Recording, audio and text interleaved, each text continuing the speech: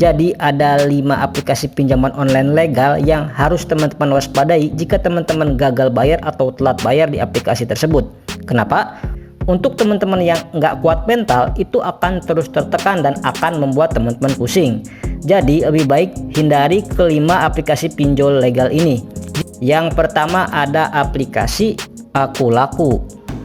Kenapa? Ya udah jelas ya teman-teman, untuk aplikasi Akulaku itu kan sudah menjadi terbesar di Indonesia dan salah satu yang DC-nya itu sudah hampir merata di seluruh kota. Itu pasti ada dan pasti didatengin DC Akulaku ke rumah jika teman-teman itu sampai telat lebih dari 3 bulan. Yang mana ini tidak cocok untuk teman-teman pemula yang nggak kuat mental menghadapi DC lapangan. Nah selanjutnya yang kedua ada Kredivo. Nggak jauh beda ya teman-teman sama Akulaku.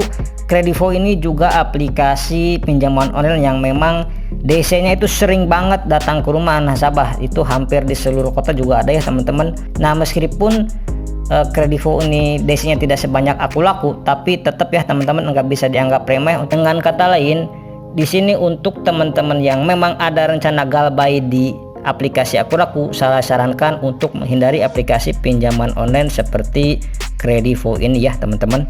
Yang ketiga ada aplikasi kredit pintar. Sama seperti Akulaku dan Kredivo ya teman-teman, aplikasi pinjaman online kredit pintar juga itu DC-nya sudah hampir di seluruh kota yang ada di Indonesia. Sudah banyak yang seperti ini ya teman-teman, yang didatangi DC baru 1 bulan telat bayar itu sudah didatangi DC. Karena kan kalau logikanya ya teman-teman, kalau didatangi DC itu kan setelah 90 hari atau 3 bulan telat bayar itu baru didatengin. Karena selanjutnya ada home credit ya teman-teman. Jadi untuk teman-teman harus waspadai jika teman-teman sampai berhutang di home credit, jangan sampai teman-teman telat bayar karena teman-teman akan dihadapkan dengan DC-nya. Selanjutnya ya teman-teman, yang terakhir ada aplikasi pinjaman Tunaiku. Untuk Tunaiku itu dimiliki oleh salah satu bank besar ya teman-teman, yaitu Bank Amar atau Amar Bank, dimana ketika teman-teman itu sudah gagal bayar tentu saja itu kemungkinan ada DC di setiap kota. Nah saya sarankan untuk teman-teman yang akan gagal bayar atau telat bayar, teman-teman harus waspada ya teman-teman. Teman-teman tidak boleh takut berlebihan. Teman-teman jangan menjanjikan sesuatu yang tidak pasti ya. Jadi seperti itu ya teman-teman, yang membuat orang takut yaitu dikenai sanksi hukum jika teman-teman sampai memblokir WA atau memblokir handphone DC pinjol tersebut. Assalamualaikum warahmatullahi wabarakatuh. Di video kali ini kita akan membahas masalah DC pinjaman online. Jadi nampaknya banyak ya teman-teman yang mulai sadar terkait masalah blokir WA dari DC pinjaman online, yang mana itu tentu sangat mengganggu, yang pada akhirnya sekarang setiap penagihan mulai diberikan statement khusus. Nah ini tentu saja hal yang cukup menarik untuk kita bahas, di mana bahwa dasar hukum yang mereka ajukan adalah tentang lari dari kewajiban. Ya blokir nomor WA, blokir nomor pinjol itu kan sebenarnya nggak usah takut ya teman-teman. Itu kan adalah hak asasi teman-teman untuk memblokir nomor siapa, karena itu adalah nomor handphone teman-teman. Harusnya teman-teman nggak usah dihiraukan ya teman-teman, karena mereka sebenarnya adalah mencari masalah hutang piutang seperti ini. Dan kebanyakan dari pihak pinjol itu adalah pihak ketiga yang terus-menerus menagih, meneror, bahkan akan mendatangi ke rumah teman-teman.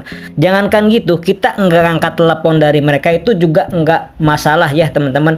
Itu adalah hak asasi teman-teman, sehingga teman-teman nggak perlu takut ancaman ataupun apapun itulah ya teman-teman. Karena begini ya, itu kan lumayan sering yang bertanya tentang masalah blokir WA ini. Itu aman nggak sih ketika kita nggak respon sama sekali dari WA tersebut? Dan efeknya apa sih ketika kita memblokir nomor DC pinjol tersebut? Ya jawabannya nggak ada ya teman-teman, sudah sering kali saya membahas. Dan satu hal lagi ya teman-teman, slik OJK teman-teman itu pasti akan menjadi jelek ketika teman-teman itu tidak membayar ataupun gagal bayar di pinjaman online tersebut. Tapi itu nggak perlu takut ya terkait resiko-risiko dari DC tersebut. Saran saya teman-teman tetap cari kerja, tetap cari uang. Nah, nanti ketika teman-teman itu sudah mempunyai uang, teman-teman baru bisa membayar hutang pinjol tersebut. Nah, apa saja sih yang harus teman-teman lakukan dan nggak boleh teman-teman lakukan ketika baru saja galbay di aplikasi pinjaman online? Assalamualaikum warahmatullahi wabarakatuh. Di video kali ini kita akan membahas 5 tips nih untuk teman-teman yang baru galbay atau telat bayar di aplikasi pinjaman online, baik itu di Akulaku, Kredit Pintar, Kredivo, EasyCash, ada Kami. Oke ya teman-teman, yang pertama, teman-teman jangan sampai memaksakan jika memang teman-teman tidak ada uang, atau dengan kata lain, jangan sampai teman-teman itu gali lubang tutup lubang hanya karena mencari dana talangan. Nah sekarang yang kedua, jika teman-teman tidak kuat mental atau baru pertama kali, lebih baik teman-teman gak usah sering respon chat atau WA dari DC pinjol tersebut. Kenapa? Karena hal ini akan mengganggu mental teman-teman dan akan membuat mental teman-teman itu drop, serta membuat teman-teman ketakutan yang gak jelas, dan bahkan mungkin teman-teman akan berpikir yang tidak-tidak dan belum tentu terjadi. Kemudian 3, yaitu jangan bayar cicil sebagian. Maksudnya gimana sih jangan bayar cicil sebagian? Karena ada sebagian orang yang berpendapat bahwa bayar cicil sebagian itu bisa meringankan beban kita. Tapi kalau saya pribadi enggak ya teman-teman. Kenapa? Karena ketika teman-teman melakukan hal tersebut tapi teman-teman enggak tahu bisa bayar uang teman-teman itu kapan, jadi terkesan sia-sia ya teman-teman.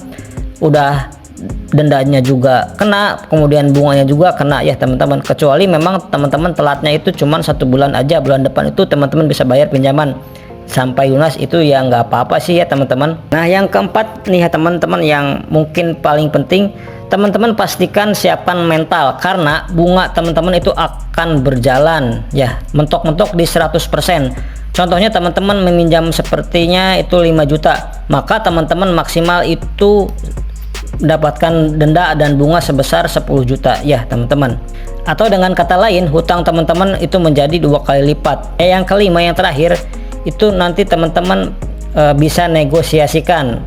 Apabila teman-teman cukup lama untuk gagal bayarnya, teman-teman negosiasikan bahwasannya teman-teman bisa enggak untuk membayar pokoknya saja. Nah ini kan enggak mudah juga ya teman-teman, ini memang memerlukan proses dan perjalanan panjang. Jadi seperti itu ya teman-teman. Sekian dulu di video kali ini, mudah-mudahan informasi ini bermanfaat untuk teman-teman semuanya. Saya pamit, wassalamualaikum warahmatullahi wabarakatuh.